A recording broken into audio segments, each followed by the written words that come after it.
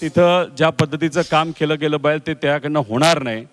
आणि मग औषध निरीक्षक या पदावर जर पैसे देऊन एखादी व्यक्ती गेली तर किती मोठ्या अडचणी येऊ शकतात हे जर आपल्याला बघायचं असेल तर इथं बघा, एक कफ सिरप ट्रॅजेडीमध्ये 22 गरिबांची मुलं तिथं मेली. म्हणजे हा इतका महत्त्वाचा विषय आणि दुर्दैव असं महाराष्ट्रामध्ये हाच पेपर तिथं फुटलेला आहे. याच पदावर गेलेली लोक, त्यातली काही लोक हे पैसे देऊन पेपर विकत घेऊन तिथं आत्ता अधिकारी बनायला चाललेले आहेत. आता काय झालं तुम्हाला सांगतो. 29 जुलैला 2025ला ह्याची जाहिरात आली. ह्याची परीक्षेची तारीख होती 22 मार्च 2026. एकूण विद्यार्थ्यांची संख्या 44,000 होती. निकालाची तारीख 12 जून 2026 आणि मग तात्पुरती गुणवत्ता यादी ही 22 जुलैला लागणार होती. आणि पात्र उमेदवार 506, त्यातले 150 म्हणजे 506 हे इंटरव्ह्यूसाठी आणि 150 हे आता फायनल त्यातून होणार होते पुढं. आता ह्याच्यात झालं काय की एक क्लास कौतल्य अकॅडमी नंदुरबार, त्या क्लासमधून जो तिथं पाटील जो कोणी माणूस असेल त्याली तो जो पेपर होता, म्हणजे पेपर म्हणजे MPSCचा पूर्ण पेपर फुटला असं आपल्याला म्हणता येणार नाही, पण पेपर सेट करणारा व्यक्ती फुटला. आणि या क्लासेसकडे 90% प्रश्न हे आधीच दिले गेले होते. आणि ते दिल्यानंतर तिथे 20 मार्च म्हणजे 2 दिवस आधी, 22 मार्चला परीक्षा होती, 2 दिवस आधी तो परीक्षार्थी उमेदवाराच्या मोबाईलवर तो प्रश्न, जे प्रश्न होते 90% ते त्याच्याकडे आले, त्याचा अभ्यास केला गेला. आणि मग ह्यात होतं असं एक समजून घ्या की तो जो क्लासेसचा माणूस आहे तो त्या उमेदवारांना पैशांचा ॲडव्हान्स दिल्यानंतर, पैसे दिल्यानंतर व्हॉट्सॲपवर सगळ्या गोष्टी पाठवायच्या आणि 2-3 मिनिटानंतर तो डिलीट फॉर ऑल करून टाकायचा. यात झालं असतं एका उमेदवाराने ते सगळे डाउनलोड झाले आणि फक्त आपल्याकडे पुरावा असावा म्हणून मित्राला ते सगळे पुरावे त्या ठिकाणी पाठवले. त्यामुळे तिथे पुरावे हे आपल्या हातामध्ये आता लागलेले आहेत. आणि मग हे असं प्रकरण झालं होतं. तर हे आहे ॲक्च्युअल प्रश्नपत्रिका आणि हे आहे 2 दिवस आधी जे प्रश्न PDF माध्यमातून ज्या उमेदवारांनी पैसे दिले त्यांना दिलेले हे सगळे प्रश्न आहेत. आता ह्याच्या खोलात जाऊ आपण. आता हे आहे 22 मार्चचे प्रश्न जे आपल्याला MPSCच्या पेपरमध्ये आपल्याला दिसतात. उदाहरण म्हणून फक्त काही त्यातले घेतले. हे आहे 2 मार्च, 2 दिवस आधीचे PDF वर प्रश्न आले होते त्याचं हे. आता ह्याच्यात बघा, पहिला deficiency of dash prevents normal blood coagulation. आता ह्याच्यामध्ये vitamin A, B, C, D हे जे काही ऑप्शन दिलेत एक्झॅक्टली सेम टू सेम.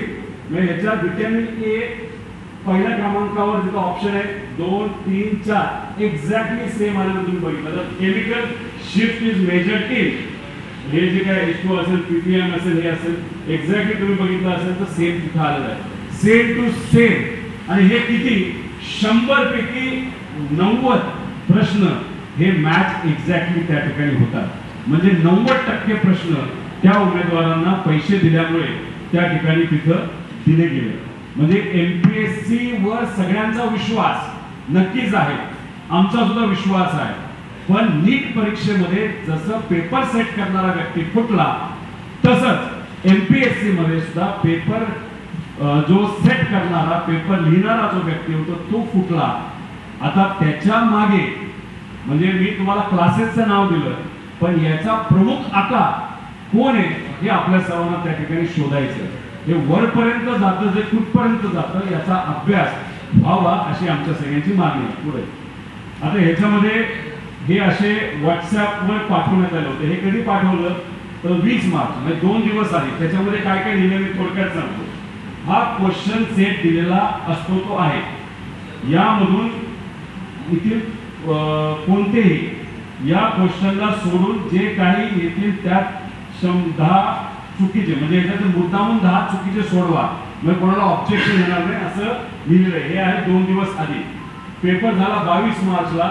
वेळ आहे 12:28 म्हणजे 28 मिनिटं पेपर दिल्यानंतर त्याच परीक्षार्थींनी त्याच्याच मित्राला पाठवलेला हा त्या ठिकाणी तुम्हाला व्हॉट्सअप चॅट आहे. त्याच्यामध्ये त्यांनी जे क्वेश्चन दिले होते त्यामधून 78 क्वेश्चन आले होते, ती मी सोडवले. ते सोडून दुसरे एक्स्ट्रा 13 मी सोडवलेले आहेत. 77 ते 78 कन्फर्म सॉल्व्ह केलेले आहेत. याला डिवाइड कर म्हणजे किती हुशार आहे हा उमेदवार बघा.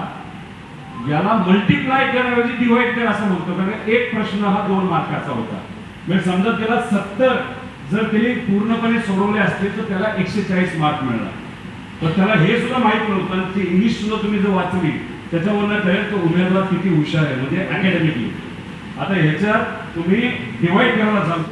याला मल्टिप्लाय करऐवजी डिवाइड कर असं म्हणतो, कारण एक प्रश्न हा 2 मार्काचा होता. म्हणजे समजा त्याला 70 जर त्यांनी पूर्णपणे सोडवले असतील तर त्याला 140 मार्क मिळणार. पण त्याला हे सुद्धा माहित नव्हतं आणि त्याची इंग्लिश सुद्धा तुम्ही जर वाचली त्याच्यावरनं कळेल तो उमेदवार किती हुशार आहे म्हणजे अकॅडमिकली. आता ह्याच्यात तुम्ही डिवाइड करायला सांगतो पण मल्टिप्लाय करायला पाहिजे जेणेकरून तिथं मार्क्स येतील पुढे. आता ह्याच्यामध्ये अजून एक बघा, एक नायब तहसीलदारची 2 मुलं आहेत, एक मुलगा आणि एक मुलगी आहे. मुलाचा रँक आहे 13वा आणि मुलीचा रँक आहे 16वा. हुशार असतील आम्ही काय म्हणत नाही, पण मग हे पेपर लीक आहे का योगायोग आहे? मुलगा पण बसतो मुलगी पण बसते नायब तहसीलदारचं. आणि आम्हाला जे कळालेलं आहे की एका पेपरची किंमत या प्रश्नपत्रिकेची किंमत जो 2 दिवस आधी फुटला होता त्याची 12 लाख रुपयाची किंमत होती. 5 लाख ऍडव्हान्स आणि बाकी 7 लाख हे नंतर त्या ठिकाणी द्यायचे होते. आणि ह्याच्यात काहीतरी बार्शी कनेक्शन आहे. हे सगळे जे काही त्यातले बहुतांश उमेदवार आहेत त्याचा थोडासा अभ्यास आपण खोलात जाऊन केला तर कुठेतरी बार्शीचं तिथं कनेक्शन दिसतंय.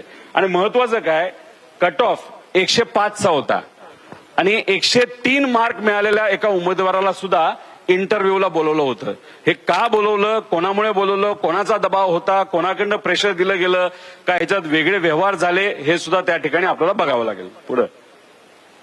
आता ह्याच्यामध्ये काय काय बघायचंय, अकॅडमिक कमी असेल पण स्पर्धा परीक्षेत चांगली कामगिरी करून जातात असे उदाहरणे तसं बघितलं तर फार कमी असतात. म्हणजे 10वीत फार काटाली पास झालाय, 12वीत एकदा नापास झालाय, एकदा पास झालेला आहे आणि तो एमपीएससी मध्ये खूप भारी करतो असे फार 1% खालचे उदाहरणं आहेत.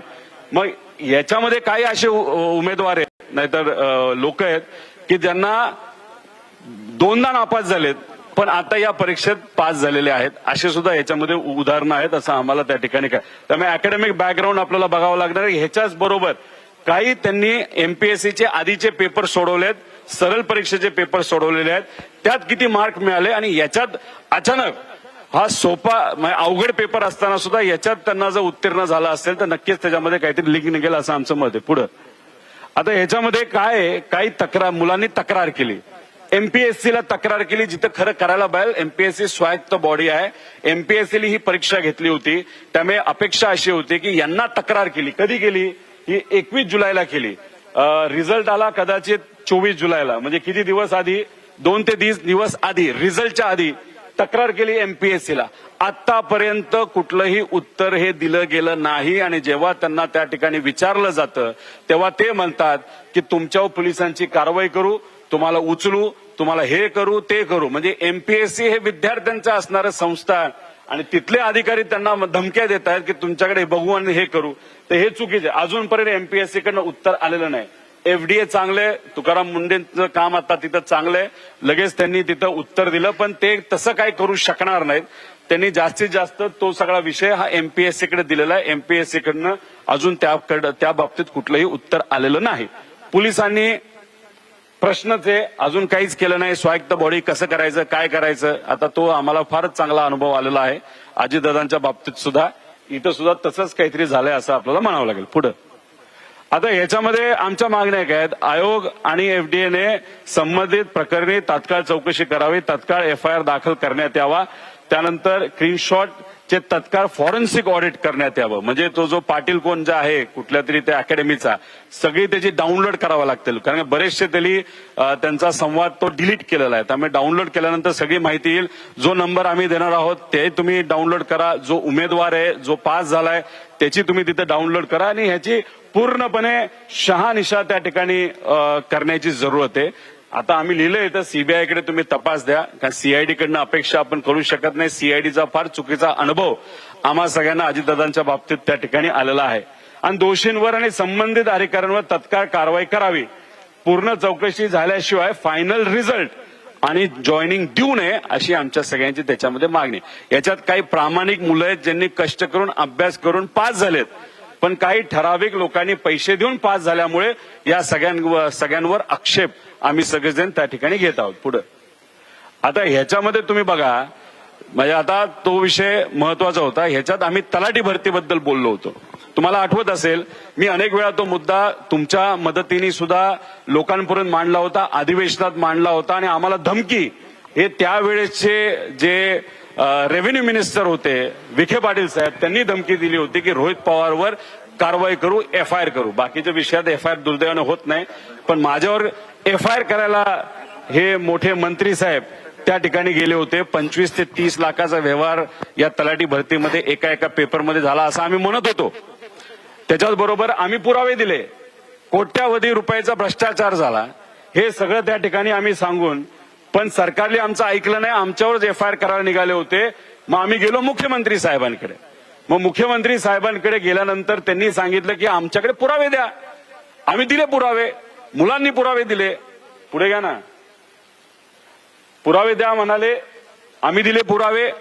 पुरावे देऊन सुद्धा त्या बाबतीत काय नाही झालं. पण त्याच्यात तर एका